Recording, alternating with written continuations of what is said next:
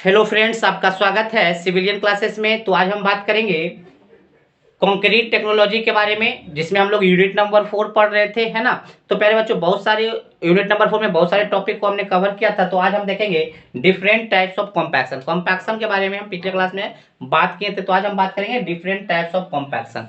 तो कॉम्पैक्शन क्या होता है पहले बच्चों, जितने भी एयर वॉइड्स होते हैं ना उसको रिमूव करना कॉम्पैक्शन कहलाता है। कंक्रीट में से जितने भी एयर वॉइड है उसको रिमूव करने का जो प्रोसेस है वो कॉम्पैक्शन कहलाता है। तो कॉम्पैक्शन हम देखते हैं पहले बच्चों टाइप्स ऑफ उसके कैसे कैसे करते हैं ना। तो पहला है हैंड कॉम्पैक्शन, दूसरा है कॉम्पैक्शन बाय वाइब्रेटर, वाइब्रेटर के मदद से आप कॉम्पैक्शन कर सकते हैं। तीसरा है आपका compaction by pressure and jolting, and चौथा है कॉम्पैक्शन बाय स्पिनिंग। तो बारी बारी से हम सबको देखेंगे, ठीक है प्यारे बच्चों। तो पहले आप इसको नोट डाउन कर लीजिए, हम बात करेंगे हैंड कॉम्पैक्शन के बारे में।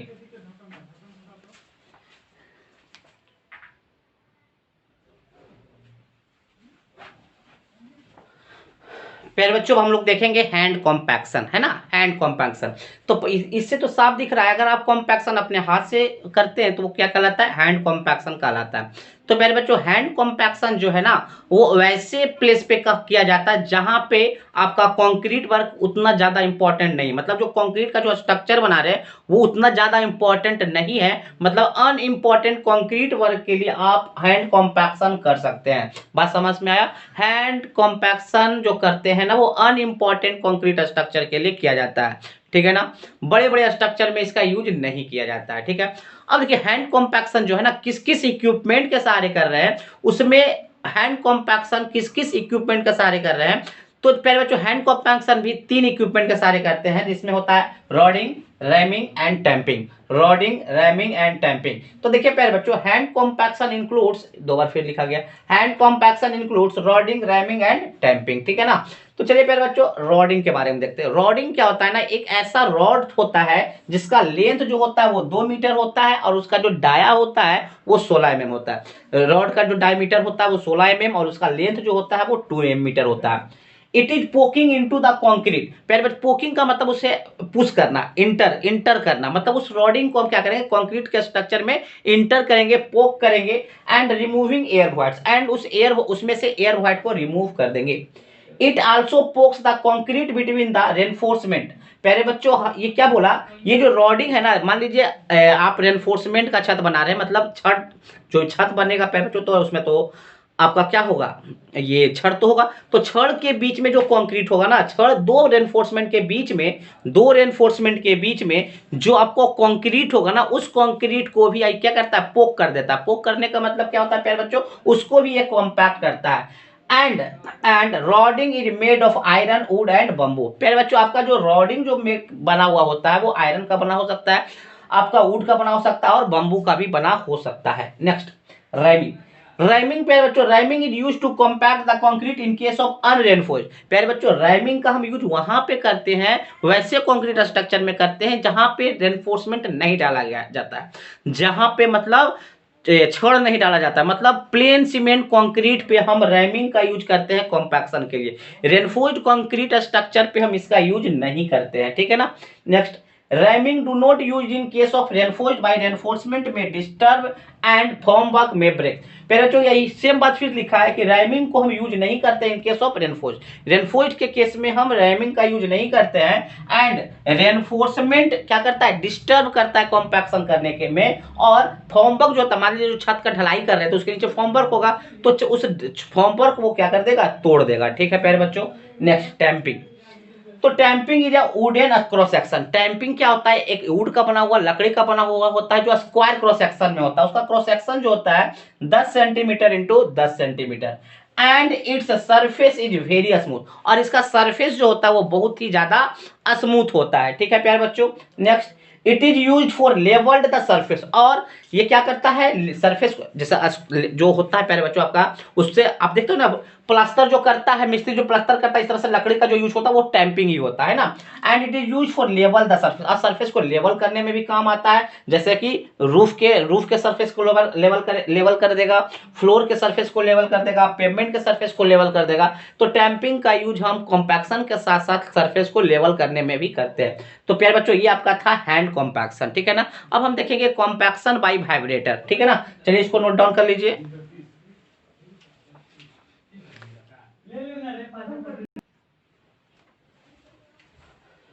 तो प्यारे बच्चों हम लोग देखेंगे कॉम्पैक्शन बाय वाइब्रेटर। तो प्यारे बच्चों हमने हैंड कॉम्पैक्शन में देखा, हमने हैंड कॉम्पैक्शन में क्या देखा कि अगर आप हैंड के द्वारा कॉम्पैक्ट करते हैं तो उसका स्ट्रेंथ सही से नहीं आ पाता है, उसका स्ट्रेंथ सही से नहीं आ पाता। और ये भी हमने देखा था कि अनइम्पॉर्टेंट वर्क के लिए, अनइम्पॉर्टेंट वर्क के लिए आपका हैंड कॉम्पैक्शन किया जाता है। तो प्यारे बच्चों अगर आप चाहते हैं कि ज़्यादा स्ट्रेंथ आए या आप चाहते हैं कि अच्छे काम में उस कंक्रीट को लगाया जाए, तो प्यारे बच्चों आपको करना होगा वाइब्रेटर के द्वारा कॉम्पैक्शन। किसके द्वारा? वाइब्रेटर के द्वारा आपको कॉम्पैक्शन करना होगा। तो देखिए प्यारे बच्चों हमने क्या लिखा, वी नो, हम लोग जानते हैं इन केस ऑफ हैंड कॉम्पैक्शन, हम क्या जानते हैं कि हैंड कॉम्पैक्शन में concrete structure do not passes high strength. हम क्या जानते हैं प्यारे बच्चों, अगर आप हैंड कॉम्पैक्शन करते हैं तो कंक्रीट स्ट्रक्चर को ज्यादा स्ट्रेंथ नहीं गेन कर पाता है। And suitable workability, therefore vibration are used for compaction. हमने क्या बोला प्यारे बच्चों, अगर आप हैंड कॉम्पैक्शन करते हैं तो उस कंक्रीट का ना तो स्ट्रेंथ सही से आ पाता है, ना तो उसके पास सुटेबल वर्कबिलिटी आ पाता है। तो प्यारे बच्चों इसी कारण से हम लोग वाइब्रेटर कॉम्पैक्शन यूज करते हैं। इसीलिए therefore vibrator are used for compaction, इसीलिए हम कॉम्पैक्शन के लिए वाइब्रेटर यूज करते हैं। अब हम देखेंगे different types of vibrators are used. तो प्यारे बच्चों बहुत तरीके का वाइब्रेटर होता है, उसके बारे में हम लोग चर्चा करेंगे। तो सबसे पहले हम लोग बात करेंगे इंटरनल वाइब्रेटर। तो देखिए प्यारे बच्चों इंटरनल वाइब्रेटर जो बना हुआ होता है, फिगर जो देख रहे हैं ना, इस फिगर को समझने का कोशिश कीजिए। इंटरनल वाइब्रेटर जो होता है ना वो तीन पार्ट से बना हुआ होता है। एक है आपका पावर यूनिट, ये पावर यूनिट है, मतलब ये पावर यूनिट जो है ना वो बिजली से चलेगा, इलेक्ट्रिक से चलेगा, डीजल से चलेगा, पेट्रोल से चलेगा। तो ये पावर यूनिट को चलाने के लिए आपको या तो आपको इलेक्ट्रिक चाहिए, नहीं तो आपको पेट्रोल चाहिए, नहीं तो आपको डीजल चाहिए। इसके साथ कनेक्ट होता है फ्लेक्सिबल शाफ्ट। क्या होता है? फ्लेक्सिबल।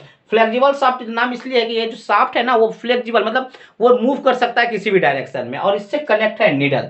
नीडल का जो डायमीटर होता है वो 20 mm से लेकर 75 mm तक, जबकि इसका जो लेंथ होता है प्यारे बच्चों, इसका लेंथ होता है 90 सेंटीमीटर। कितना होता है? लगभग 90 सेंटीमीटर, ठीक है ना, 25 सेंटीमीटर से 90 सेंटीमीटर, ठीक है ना। तो चलिए प्यारे बच्चों इसके अंदर क्या लिखे हैं वो हम लोग देखते हैं। Internal vibrator is also called immersion vibrator, मतलब इंटरनल वाइब्रेटर को ही आप क्या बोल सकते हैं? इमर्जन वाइब्रेटर, पोकर वाइब्रेटर या नीडल वाइब्रेटर। क्या हमने बोला प्यारे बच्चों? इंटरनल वाइब्रेटर को ही आप इमर्जन वाइब्रेटर कह सकते हैं, पोकर वाइब्रेटर कह सकते हैं और नीडल वाइब्रेटर भी कह सकते हैं, ठीक है ना। Internal vibrator consist of flexible shaft, power unit and needle. तो यही बात लिखा हुआ है कि इंटरनल वाइब्रेटर जो कंसिस्ट होता है, जो बना होता है ना, वो flexible shaft, power unit and needle से बना हुआ होता है। Power unit is operated by electrically और पेट्रोल इंजन और एयर कंप्रेसर। प्यारे बच्चों ये जो पावर यूनिट है ना वो कैसे कैसे चलेगा, किसके सहारे चलेगा? इलेक्ट्रिक के सहारे, पेट्रोल इंजन के सहारे या एयर कंप्रेशन के सहारे चलता है। The frequency of vibrator is also called needle vibrator. Needle vibrator को ही फ्रीक्वेंसी वाइब्रेटर भी कहा जाता है। और इसका जो फ्रीक्वेंसी होता है ना अप्रोक्सीमेट 12,000 साइकिल पर मिनट होता है। मतलब देखिए इस नीडल को आपको कहाँ डालना है? कंक्रीट में डालना है। इस नीडल को आपको कंक्रीट में डालिएगा तो कंक्रीट में जैसे ही डालिएगा तो ये जो नीडल है ना पावर यूनिट के सारे वो घूमने लगेगा, क्या वाइब्रेट करने लगेगा कंक्रीट के अंदर जाके।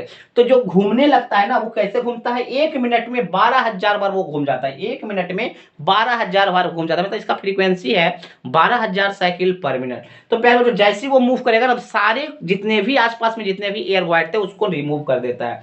The diameter of needle is 20 mm से 75 mm एंड लेंथ इज 25 से 90 सेंटीमीटर। इसका लेंथ जो होता है ना, इस नीडल का जो लेंथ होता है 25 से 90 सेंटीमीटर और इसका जो डायमीटर होता है वो 20 से 75 mm। ठीक है प्यारे बच्चों, चलिए इसको नोट डाउन कीजिए, ठीक है ना। अब हम लोग देखेंगे दूसरे टाइप्स के वाइब्रेटर जिसका नाम है एक्सटर्नल वाइब्रेटर। चलिए नोट डाउन कर लीजिए।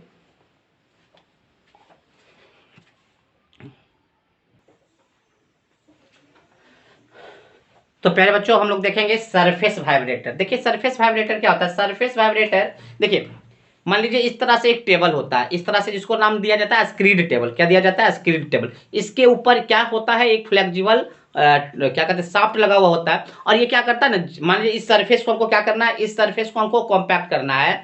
क्या करना है, वाइब्रेट कॉम्पैक्ट करना है। तो यहाँ पे इस वाइब्रेटर को यहाँ रखते हैं और जैसे इसको प्रेस करते हैं ना कंक्रीट को, तो क्या हो जाता है प्यारे बच्चों, वो उससे एयर वाइड निकल जाता है, ठीक है ना। तो surface vibrator is called screed board vibrator. Screed board vibrator इसलिए कहा जाता है ना कि ये जो बना हुआ होता है आपका सरफेस वाइब्रेटर, वो स्क्रीड बोर्ड का बना हुआ होता है, इसीलिए इसका नाम स्क्रीड बोर्ड वाइब्रेटर कहा जाता है। Because vibrators are mounted on the screed board, इसीलिए क्योंकि यह वाइब्रेटर जो होता है किस पे माउंटेड होता है, किससे अटैच्ड होता है, किससे अटैच होता है, स्क्रीड बोर्ड से अटैच्ड होता है। Surface vibrator is most suitable for thin structure. प्यारे बच्चों आपका ये जो सरफेस है, ये जो वाइब्रेटर्स है वैसे सरफेस में सुटेबल है जो कि पतला है, थिन सरफेस है। थिन सरफेस कहने का मतलब है प्यारे बच्चों ऐसा लेयर जिसका थिकनेस लेस देन 15 सेंटीमीटर होता हो। तो थिन लेयर मतलब कौन कौन सा आएगा, जैसे स्लैब, रूफ, रोड, ईटीसी, ठीक है ना।